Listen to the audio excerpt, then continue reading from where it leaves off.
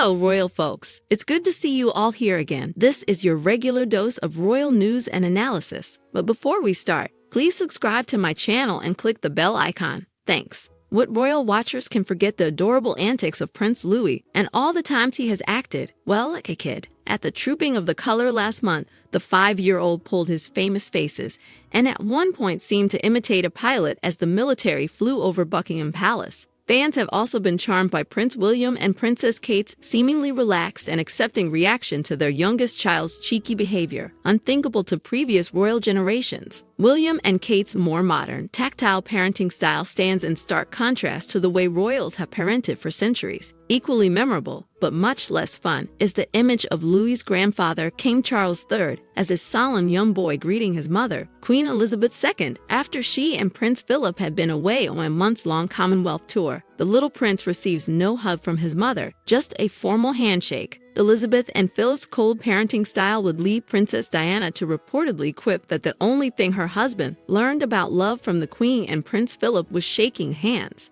But sadly, the parental distance Charles experienced has been the norm in royal households for centuries. Royal parents traditionally had nothing to do with their children's day-to-day care when they were very young. George V, the late Queen's grandfather, once saw a maid pushing a pram along a corridor at Buckingham Palace. Tom Quinn, author of Gilded Youth, A History of Growing Up in the Royal Family, tells Vanity Fair, he said to the maid, "Whose baby is that?" The maid replied, "It's yours, sir." Royal children were also often treated harshly by their parents. "My father was frightened of his mother," King George V of England once reportedly said. "I was frightened of my father, and I am damn well going to see to it that my children are frightened of me." Fostering out children was seen as a necessity when life expectancy was short and royal children were needed to assume governing duties and marry as quickly as possible. In medieval times, royal princes and princesses were sent away aged just 8 or 9 to live in other aristocratic households. The idea was to make the child into an adult as soon as possible. Quinn says, the modern version of this is the royal obsession with boarding schools, sending princes and princesses to schools where they live and work 24/7 and only return home every couple of months. Day-to-day child rearing was considered undignified for royals. They were usually given to wet nurses from the moment they were born. They were then handed over to nannies, whom many royal women have been notably jealous of for their close relationship to their charges, and strict,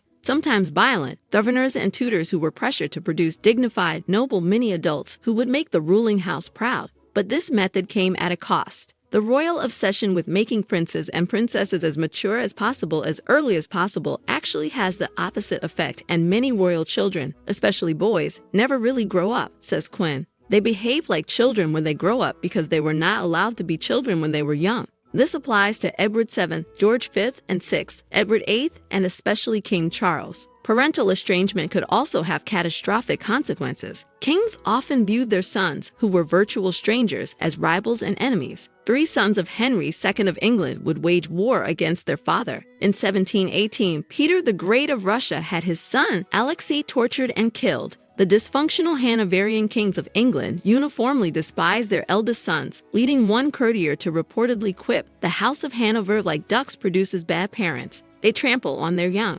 So what do you think about this news, guys? Thank you for tuning in to today's discussion. As always, I encourage you to share your thoughts in the comments section below. Stay tuned for more updates on the intriguing world of royalty. Until then, thanks for watching. We'll see you again with some more fascinating news about the royal family. Thank you.